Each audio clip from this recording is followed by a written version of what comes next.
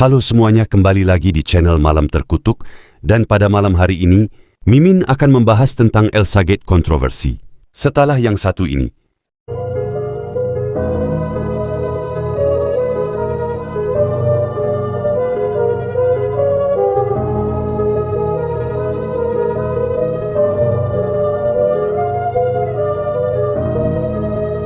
Mimin akan mencoba untuk membahas sejarah singkat tentang YouTube.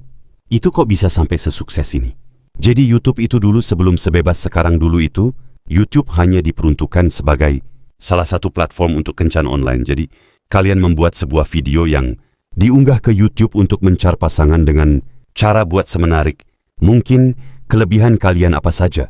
Cuma karena waktu itu YouTube cuma dikit peminatnya dan gak banyak orang juga yang ingin nyari jodoh dengan menunjukkan kelebihan yang dimiliki jadinya pemilik.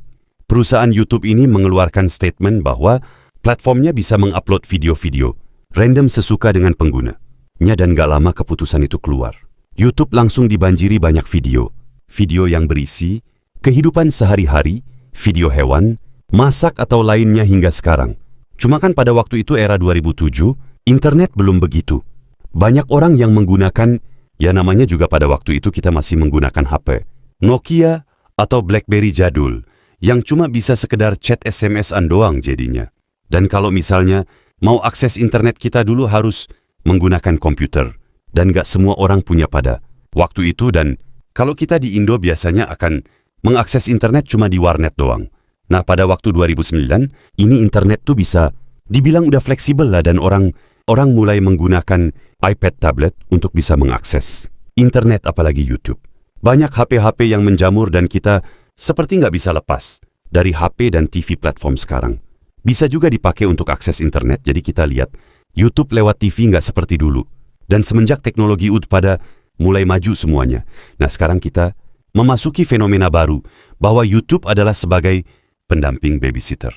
Ya kita tahu sendiri bahwa dulu anak di zaman kita itu kalau misalnya nakal gak bisa, diem itu kita omelin sampai dipukul sapu atau nggak dikurung di kamar sampai diem sendiri. Tapi kalau sekarang kalau misalnya ada anak yang nggak bisa diem, maka para orang tua cuma nyodorin anak pakai HP tablet untuk lihat YouTube, biar diem, dan biasanya ditonton. Itu kartun anak absurd dan kartun yang disediakan oleh YouTube. Ini nggak semuanya aman ya, dan salah satu konten yang BNWK diperbincangkan adalah sebuah konten yang bernama Elsagate. Anak-anak hari ini merupakan generasi digital yang dikelilingi oleh teknologi, termasuk pada wilayah tontonan. Kartun dan permainan menjadi yang banyak ditonton. Tak ayal, animasi seperti Cars, Tayo, Upin and Ipin, My Little Pony, Baby Bus, CoComelon, dan sebangsanya memiliki jumlah penonton dan pengikut jutaan. Aneka tontonan anak dengan berbagai daya. Pikatnya itu membanjiri YouTube dan memberikan dopamin pada anak. Namun, terdapat kasus tertentu di mana anak justru terjebak Elsagate, gerbang Elsa. Elsagate merujuk pada tayangan video YouTube yang dikategorikan ramah anak tetapi tidak ramah anak. Tontonan anak yang awalnya wajar-wajar saja berubah menjadi tidak wajar karena berisi konten yang tidak pantas. Kasus Elsagate terjadi saat pengasuh, seperti orang tua atau kakak, meninggalkan bayi atau balita dengan video-video tontonan YouTube. Fenomena ini perlu menjadi perhatian, selain karena masih sedikitnya literatur yang menunjang upaya mengklasifikasikan suatu video sebagai Elsagate atau tidak menjadi tantangan tersendiri. Lebih bahaya lagi, Elsagate dapat meninggalkan trauma bagi anak. Sejarah dan pengertian Elsagate. Dalam film animasi Frozen yang dirilis Disney pada tahun 2013, Princess Elsa dari Kerajaan Arendelle menjadi tokoh utama. Elsa memiliki karakter yang anggun, pendiam, tekun, dan mempunyai kekuatan ajaib.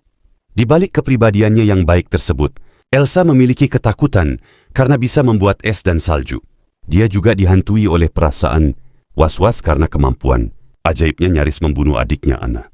Dari sosok Elsa inilah istilah Elsagate muncul. Istilah ini terdiri dari dua kata, Elsa dan sufiks gate. Elsa merujuk pada tokoh Elsa, sementara gate merujuk pada skandal, seperti skandal Watergate, Celebgate, Pizzagate, dan lain-lain.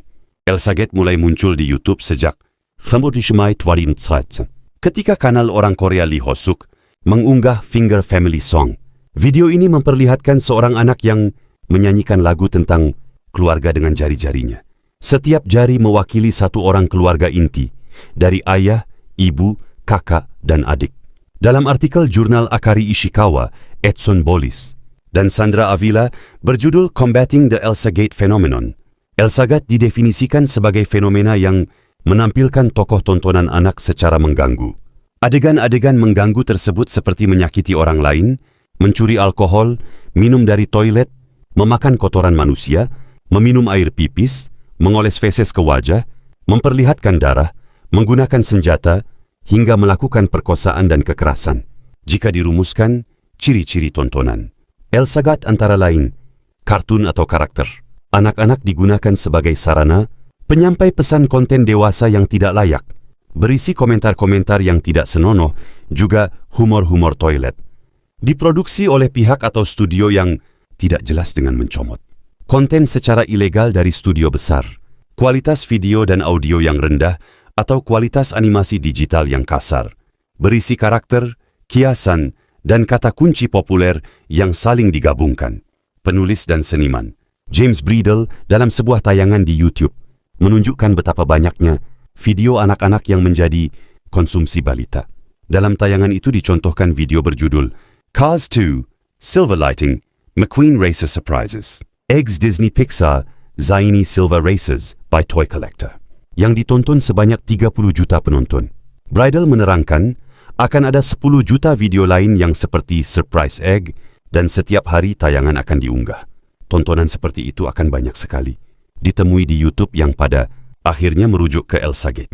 Bridle mencontohkan tayangan prank Elsagate, semisal awalnya sang anak menonton Mickey Mouse, setelah klik beberapa kali, tayangan berubah menjadi konten seksual menjadi tayangan Mickey Mouse yang melakukan masturbasi. Motif mengapa video Elsagate dibuat masih teka-teki. Bahkan siapa yang membuat menjadi pertanyaan, apakah orang, robot, bot, atau yang lainnya. Ada teori konspirasi, video Elsagate dibuat agar para pengidap pedofilia bisa menjaga anak-anak untuk berada dalam kendali mereka. Teori lain yang berkembang adalah Elsagate merupakan komoditas cyber untuk mengeruk pendapatan dari iklan.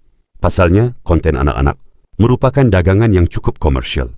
Dan hal ini didukung oleh logika platform YouTube. Dari sini ada pemain-pemain yang melihat celah dan memburu cuan dengan memainkan versi sesat. Tokoh tayangan anak, tentu, algoritma memainkan perannya. Ketika menonton video anak di YouTube, algoritma akan menggiring orang tua pada kartun-kartun lain yang disarankan. YouTube menerapkan algoritma yang terkadang disalahgunakan oleh pihak tertentu untuk meretas otak anak-anak. Setelah menekan tombol next atau menyalakan autoplay beberapa kali, jebakan Elsagate menghadang. Elsagate mendorong adanya kepanikan moral terkait apakah orang tua dapat mempercayai platform streaming video untuk memberikan konten pada anak-anaknya, terlebih dengan semakin maraknya konten-konten yang dikategorikan tidak senonoh bagi anak-anak. Sebagian orang tua juga melakukan pelaporan, meski kanal-kanal seperti ini masih bermunculan. Elsagate juga menyebabkan kecemasan, budaya hingga menimbulkan fobia pada anak yang mengemuka dalam tindakannya sehari-hari dan dampaknya di masa depan. Misalnya, anak takut akan kartun yang dia tonton, anak juga takut gelap, hingga sang anak berpotensi menirukan adegan video yang dilihatnya dari tontonan Elsagate. Kuncinya ada pada sistem rekomendasi platform yang mengutamakan durasi tonton dan kata kunci populer. Semakin sering suatu video diklik, semakin tinggi prioritasnya untuk direkomendasikan ke pengguna lain.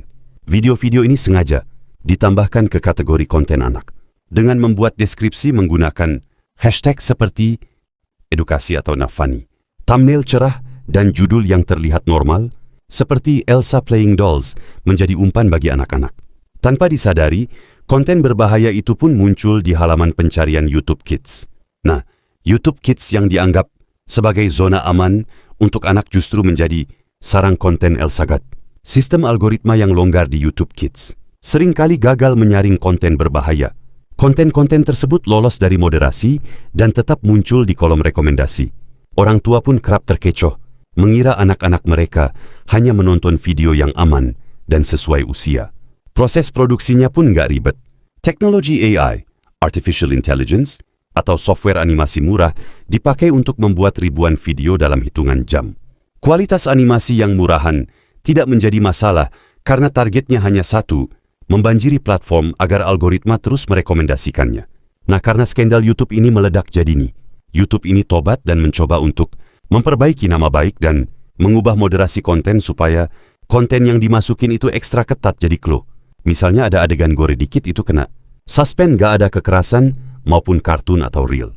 Nah, agar animasi yang ditonton anak-anak ini aman, maka mereka mencoba membuat aplikasi baru yang namanya YouTube Kids, yang dimana platform ini lebih aman daripada yang biasa orang pakai. Soalnya YouTube Kids ini lebih mengarah untuk anak-anak. Dampak psikologis dan emosional dari terpapar konten Elsagate pada anak seringkali diremehkan. Maria Advianti, mantan Wakil Ketua Komisi Perlindungan Anak Indonesia, KPAI, pernah menyatakan bahwa penyebaran video kekerasan dapat membahayakan anak karena materi tersebut menyebarkan informasi tentang kekerasan pada anak yang bahkan dapat ditiru oleh anak yang menonton video kekerasan. Fenomena ini bukan sekadar konten salah tempat, melainkan ancaman bagi perkembangan kognitif anak. Teori Jean Piaget tentang perkembangan kognitif mengungkap bahwa anak di bawah usia 7 tahun sulit membedakan khayalan dan kenyataan. Akibatnya, adegan seperti karakter yang berkelahi, hingga berdarah maupun meminum zat berbahaya bisa dianggap normal oleh mereka. Bagi orang tua, fenomena ini menjadi momok tersembunyi di era digital. YouTube Kids yang dianggap zona aman ternyata bisa disusupi konten berbahaya karena adanya manipulasi algoritma. Tak heran, banyak yang baru tersadar saat anak mereka menunjukkan gejala trauma atau ketakutan.